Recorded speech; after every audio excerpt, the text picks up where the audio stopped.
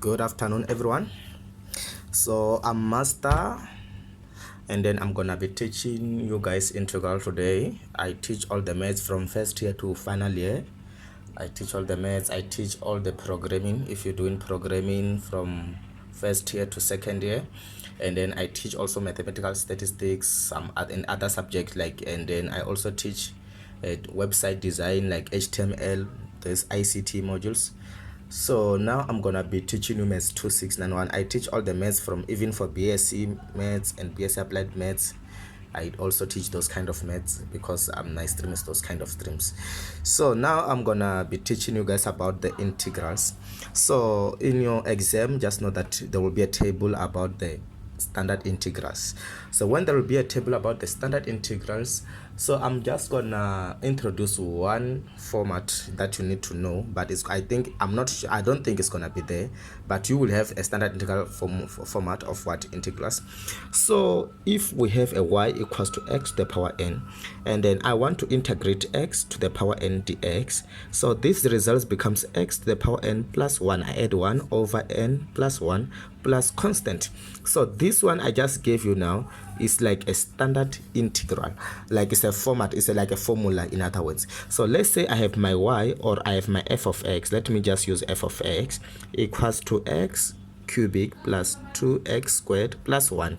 So I have to integrate this. So if I'm integrating x cubic plus 2x squared plus 1 dx, so the results here, I'm gonna break them into parts. You have to break them into parts. It's gonna be x cubic dx plus integral of 2x squared dx plus integral of 1 dx.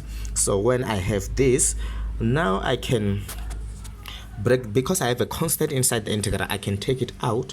Then this I'm just gonna rewrite it, dx plus 2 integral of x squared dx plus integral of just dx, because also 1 is just a constant, so it can be invisible.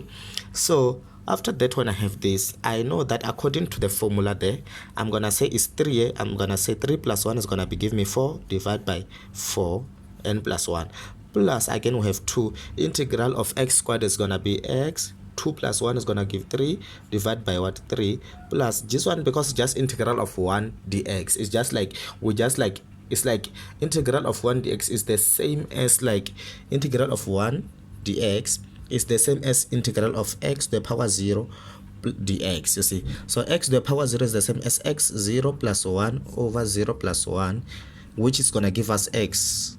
So which means the integral of this one, we're gonna have what is gonna give us x. And don't forget plus constant plus c. We normal level c constant. So when you have this, is just like the answer is the perfect answer for the integral that we're working with, 2 over 3 x cubic plus x plus c. So this is the results of this integral we just worked here now. So now let me also introduce, as I'm speaking today, I'm just gonna do like a general, actually like a basic integration. So in integration, you will see that we have sine of x dx. So your sine of x dx becomes negative cos of x dx. And remember, your differentiation of sine x is just cos x without negative, but when you integrate, it becomes negative. And then integration of cos of x dx equals to sine of x dx, and integration of tan x dx equals to sec squared x dx.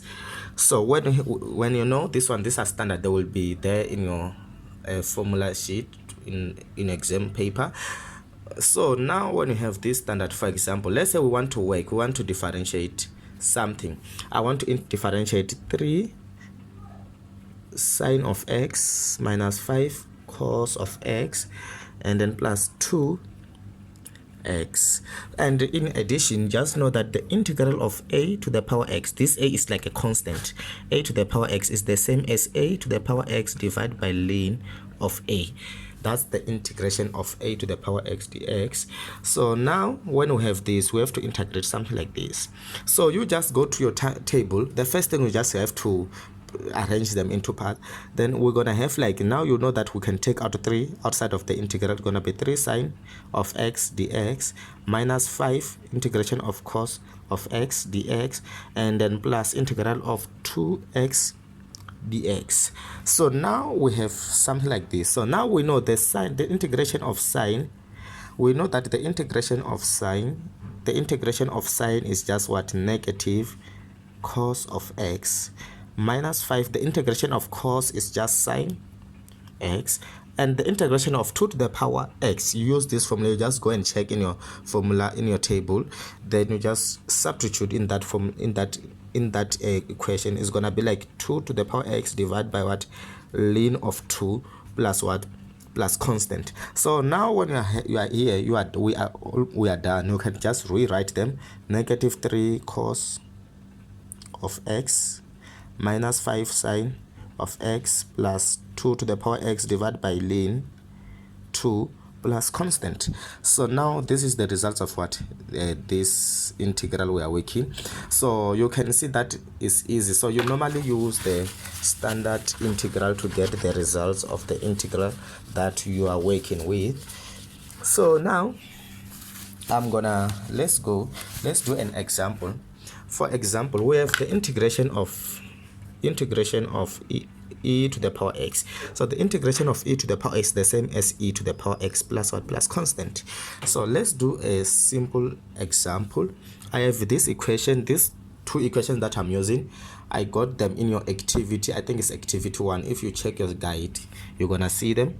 So I have this. I have to integrate e to the power x minus e to the power 4x and plus 7 10 5x dx. So this one, it looks like it's very complicated. So the first step that you must do, you must break them. When you break them, I'm going to have e to the power x dx minus integral of e to the power 4x dx, and then plus, we know that if there is a 7, we can take it out of the integral. Then it's going to be 7 integral of 10 5x dx. So now you know that the results of e to the power x just the same as e to the power x minus, but now when it comes here we have 4x. So what happens when you see something like 4x? The results of an integral is the antiderivative of that integral. So when it's the antiderivative of that integral, if I have 4 to the power x, I know that I'm just gonna write 1 over 4 ln of 4 to the power x, because when I differentiate this one, I'm going to get what? Exactly 4 to the power x. E.g., if you want to check something, you can let your u equals to e to the power 4x. Then when we differentiate the u over the x, we're gonna get what? E to the power 4x, and then dot what? We're gonna get e to the power x. When we differentiate this one, is gonna be 4, ne?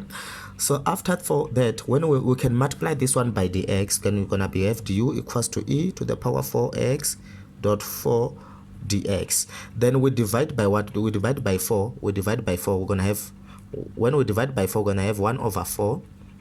Then 1 over 4 du is gonna be equals to e to the power 4x dx.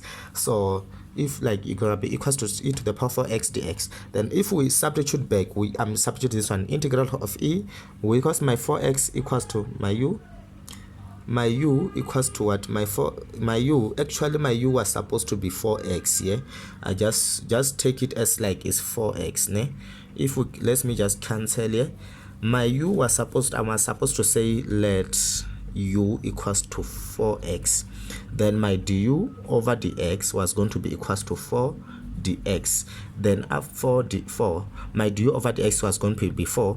Then after that, I multiply by dx. Then I will have my du equals to 4 dx. Then I divide by 4. Then I will have 1 over 4 du equals to dx. So now I can go to in this integral here. Then I can say e to the power, my u is 4, is gonna be u, and then my dx equals to what? 1 over 4 du. So do you see that now the answer is going to be 1 over 4. We know that integral of e to the power u is just going to remain as u. So that's why after that, if you substitute back your u, which is your 4x, you can see that you're going to have 1 over 4 e to the power 4x, then plus, then when we come to this one here, then when we come to this one, yes, plus 7, the integral of 10. We know that the integral of 10 in the standard basic, we know that integral of just only 10 x dx is the same as equals to ln of absolute value of sec x plus constant, né? So now we have 5x. So now when we have integral of 5x, we can let also, you can let also u equals to 5x. Then your du over dx is going to be 5d, is going to be only 5. Then after that you multiply by dx, all the both equation, then you're gonna remain with du equals to 5 dx. Then you divide by 5, then you divide by 5, then you have 1 over 5 du equals to dx. So now when you substitute back, when you substitute back to this equation, for example, when you say integral of 10 of u is going to be what? Dot 1 over 5 du, because our dx is that. So we know that it's going to be 1 over 5 ln of what? Absolute value of sec u plus constant.